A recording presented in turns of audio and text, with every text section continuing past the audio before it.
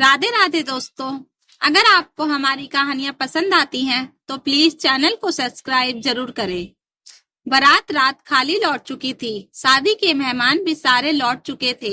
इस बार शादी दहेज के लिए नहीं, लड़की के सांवलेपन की वजह से टूटी थी। लड़की का बाप सबके पैरों में गिरा था। आखिर बाप था बेटे का, और बेटे से ज्यादा बेटी सम्मानित करती है बाप को। और एक बाप हमेशा अपनी बेटी के कारण सम्मानित होना चाहता है। सगाई के दिन तक लड़के को श्वेता पसंद थी, मगर शादी के वक्त उसने लड़की को उसके सांवलेपन के कारण छोड़ दिया। श्वेता के पिता खाली कुर्सियों के बीच बैठकर बहुत देर तक रोते रहे। घर में बस दो ही लोग, बाप और बेटी श्वेता। जब श्वेता 5 साल की थी तब माँ चल बसी थी। अचानक उन्हें ख्याल आया अपनी बेटी श्वेता का। कहीं बारात लौटने की वजह से मेरी बेटी। दौड़कर जाते हैं श्वेता के कमरे की ओर, मगर ये क्या, श्वेता 2 कप चाय लेकर मुस्कुराती हुई आ रही थी अपने पापा की ओर। दुल्हन के जोड़े की जगह घर में काम करते कपड़े पहनने वाले शरीर पर। पापा हैरान उसको इस हालत में देखकर। गम की जगह मुस्कुराहट, निराशा की जगह खुशी। कुछ समझ पाते इससे पहले श्वेता बोल पड़ी, बाबा जल्दी चलो, चाय पियो और फटाफट से किराए की पंडाल और कुर्सियां बर्तन सब पहुंचा देते हैं जिनका है, वरना बेकार में किराया बढ़ता रहेगा। इधर पापा के लिए श्वेता पहेली बन चुकी थी। बस पापा को अपनी बेटी को खुश देखना चाहते थे, वजह कोई भी हो, इसलिए वजह नहीं पूछा उन्होंने। फिर वह बेटी से बोलते हैं, बेटी चल गांव वापस जाते हैं, यहाँ शहर में अब दम घुटता है। श्वेता मान जाती है। फिर कुछ दिनों बाद वह शहर छोड़ गांव वापस आ जाते हैं। गांव में वह मछली पकड़ने का काम करते थे, मगर श्वेता की मां के गुजर जाने के बाद उनकी यादों से पीछा छुड़ाने के लिए शहर जाकर मजदूरी का काम करते थे। अब फिर उन्होंने वही पैसा अपनाया था। श्वेता भी पहले की तरह अपने बाबा के साथ मछली मारने जाने लगी। इधर उस लड़के का एक खूबसूरत गौरी लड़के से शादी तय हो चुकी थी। लड़का बेहद खुश था, मगर उसे भी शौक था कि दोस्तों के साथ शहर से दूर घूमने का। एक दिन ऐसे ही घूमने निकले थे और नदी किनारे मजाक मस्ती कर रहे थे दोस्तों के साथ कि अचानक पैर फिसलकर गहरे पानी में लड़का गिर जाता है। नदी का बहाव तेज भी था और गहरा भी। नदी लड़के को बहा ले जाती है। उसके दोस्त बचाने की बहुत कोशिश करते हैं, मगर सब व्यर्थ। इधर एक सुबह श्वेता के पापा अकेले नदी जाते हैं तो वहां रात को बिछाए उनके जाल में लड़का फंसा मिलता है। वह तुरंत अंधेरे में ही लड़के को अपने कंधे पे उठाकर अपने घर लाते हैं, जहां बहुत मशक्कत के बाद लड़के को होश आता है। मगर सामने श्वेता और उसके पापा को देखकर बहुत शर्मा जाता है और तुरंत याददाश्त जाने की एक्टिंग करता है। पापा, बेटी लड़के को कुछ पता नहीं, शायद अपनी याददाश्त खो चुका है और इसे कुछ चोटें भी आई हैं। मैं इसको शहर पहुंचा देता हूँ। श्वेता, रहने दीजिए 2-4 दिन पापा, जब घाव भर जाएंगे तो तब छोड़ देना। पापा, तू जानती है ये कौन है? श्वेता मुस्कुराकर अपने बाबा से लिपटकर कहती है, क्यों नहीं बाबा, जानती हूँ, मगर वह पुरानी है बातें जो बीत चुकी हैं। अब नया ये है कि इनके घाव का इलाज किया जाए। वैसे भी इन्हें सब सांवलेपन से कोई दिक्कत नहीं होना चाहिए, क्योंकि ये अपनी याददाश्त खो चुके हैं। ये हमारे घर आए घायल मेहमान हैं, इसलिए इन्हें पूरी तरह से ठीक करना हमारा धर्म है। मगर श्वेता के पापा ने मुस्कुराहट के बीच भी बेटी के पलकों पर कुछ नमी महसूस जरूर की थी। इधर लड़का सारी बातें सुन लेता है। वह बेहद हैरान था। इस वक्त लड़के का इलाज शुरू होता है। इधर हर समय लड़की लड़के की देखभाल करती है। श्वेता के ख्याल रखने के तरीके को देखकर लड़के को प्यार हो जाता है श्वेता से।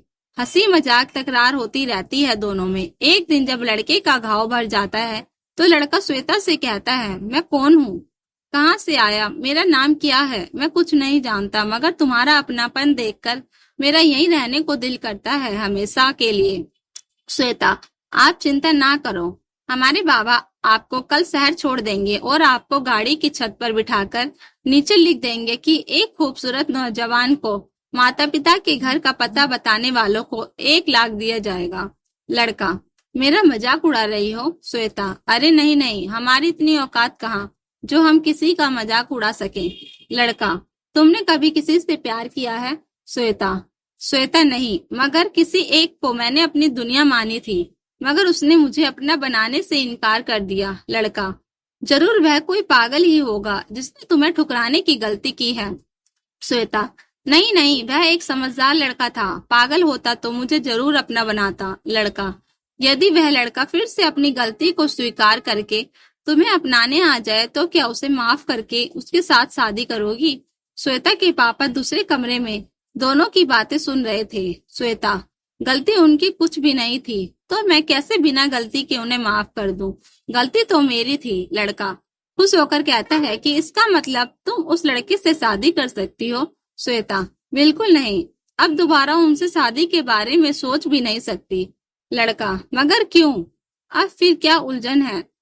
श्वेता कुछ देर खामोश रहती है और खिड़की की ओर देखने लगती है। शायद कुछ कहने से पहले खुद को संभालना चाहती थी। शायद पलकों पे दर्द पिघल रहा था।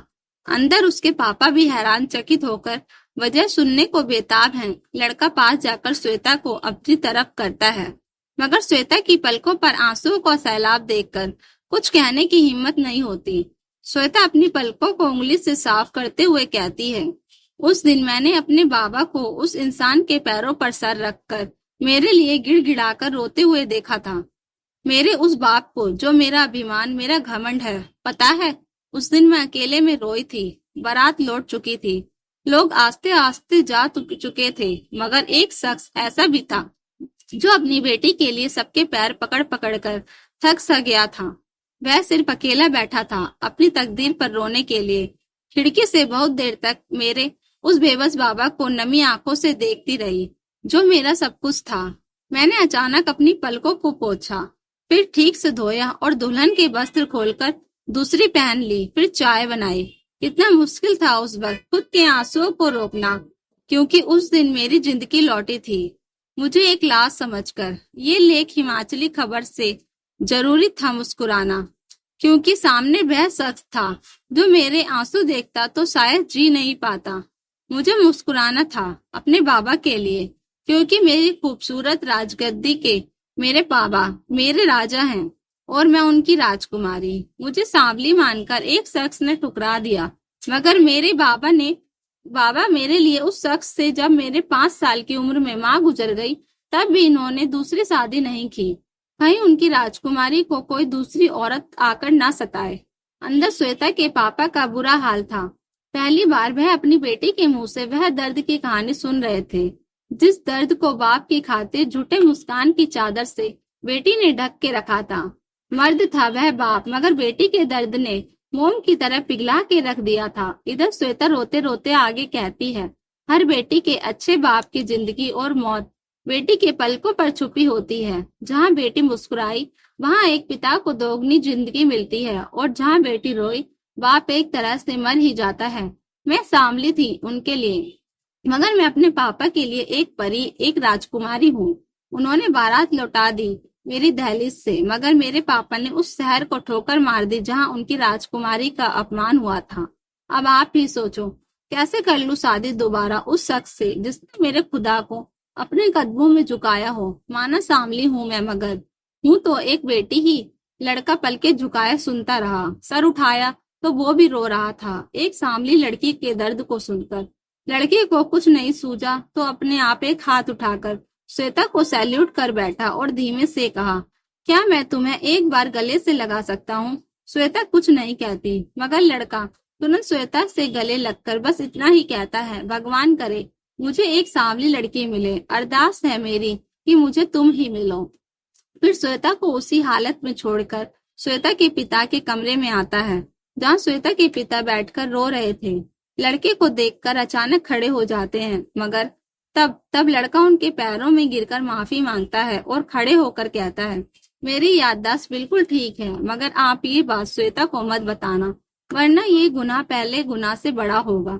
शायद मेरी याददाश्त उस वक्त गई थी जब मैंने श्वेता को ठुकराया था और आपको झुकाया था। मैं कोई सफाई नहीं दूंगा अपनी बेगुनाही की। हाँ, मैंने गुनाह किया है, मगर कोई मुझे सजा तो दे। कहते कहते लड़का रोने लगता है। मुझे मेरे गुनाहों की सजा के रूप में श्वेता दे दीजिए। मुझे आपकी परी चाहिए, आपकी राजकुमारी चाहिए। मैं इंतजार करूंगा कि कब मेरे गुनाहों की पैरवी होती है।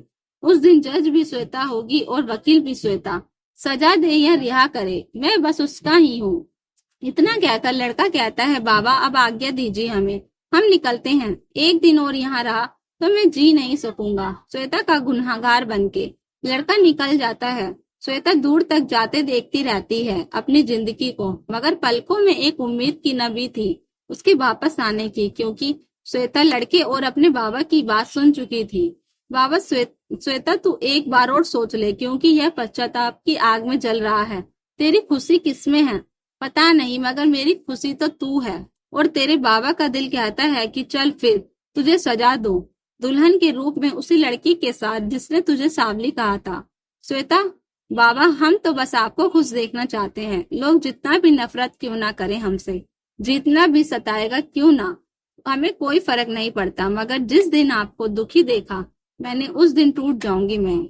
इधर श्वेता बाप की खुशी में तैयार हो जाती है, उधर लड़का अपने माँ बाप को लाता है। लड़का जिद करता है कि शादी शहर में हो, उसी घर में हो जहाँ से मैंने सांवली को ठुकराया था। इसके बाद दोनों की शादी हो गई। तो दोस्तों, किसी के रंग पर जाकर उसे जज नहीं करना चाहिए। दोस्तों, कहानी अच्छी लगी हो तो प्लीज वीडियो को लाइक, शेयर एंड सब्सक्राइब जरूर करें। Thank you for watching.